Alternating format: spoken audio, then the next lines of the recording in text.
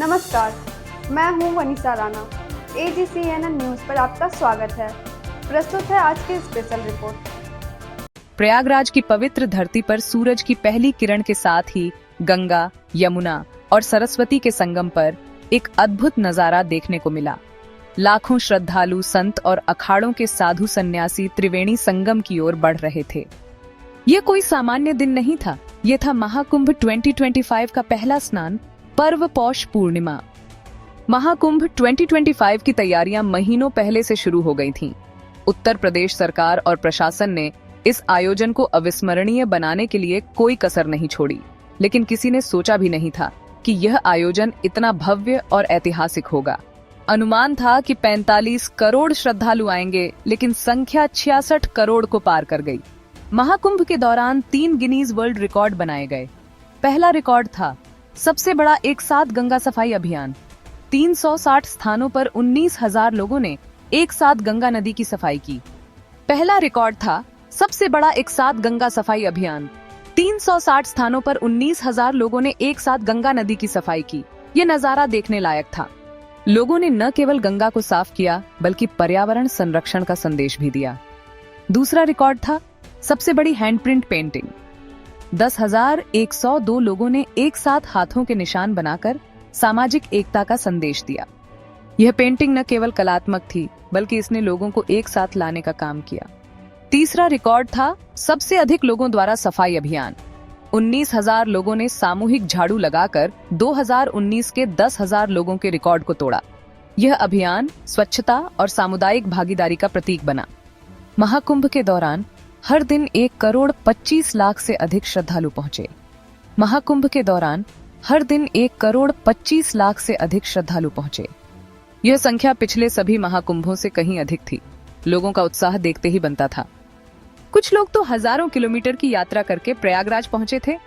विदेशी तीर्थयात्रियों की भागीदारी भी कम नहीं थी। 50 लाख से अधिक विदेशी श्रद्धालु इस दिव्य आयोजन का हिस्सा बने। उनके लिए यह न केवल एक आध्यात्मिक अनुभव था, बल्कि भारत की संस्कृति और परंपरा को समझने का अवसर भी। महाकुंभ के दौरान रेलवे ने 16,000 से अधिक विशेष ट्रेनें चलाईं, जिनमें 5 करोड़ से अधिक यात्रियों ने यात्रा की। ये रेलवे की सबसे बड़ी सेवा थी। प्रशासन ने यात्रियों की सुविधा के लिए हर संभव प्रबंध किया। महाकुंभ के दौरान 6 विशेष स्नान तिथियां थीं: पौष पूर्णिमा, मकर संक्रांति, मौनी अमावस्या, बसंत पंचमी, माघी पूर्णिमा और महाशिवरात्रि। इन तिथियों पर भक्तों का उत्साह देखते ही बनता था। लाखों लोग त्रिवेणी संगम में स्नान करके अपने पापों से मुक्ति पाने की आशा लेकर आए थे। उत्तर प्रदेश के मुख्यमंत्री योगी आदित्यनाथ ने महाकुंभ 2025 को विश्व इतिहास की सबसे अप्रत्याशित और अविस्मरणीय घटना बताया। उन्होंने संतों, अखाड़ों और धार्मिक गुरुओं के योगदान की सराहना करते हुए कहा कि महाकुंभ ने पूरी दुनिया को एकता और आध्यात्मिकता का संदेश दिया है। उत्तर प्रदेश के मुख्यमंत्री योगी आदित्यनाथ ने महाकुंभ 2025 को विश्व इतिहास की सबसे अप्रत्याशित और अविस्मरणीय घटना बताया। उन्होंने संतों, अखाड़ों और धार्मिक गुरुओं के योगदान की सराहना करते हुए कहा कि महाकुंभ ने पूरी दुनिया को एकता और आध्यात्मिकता का संदेश दिया है।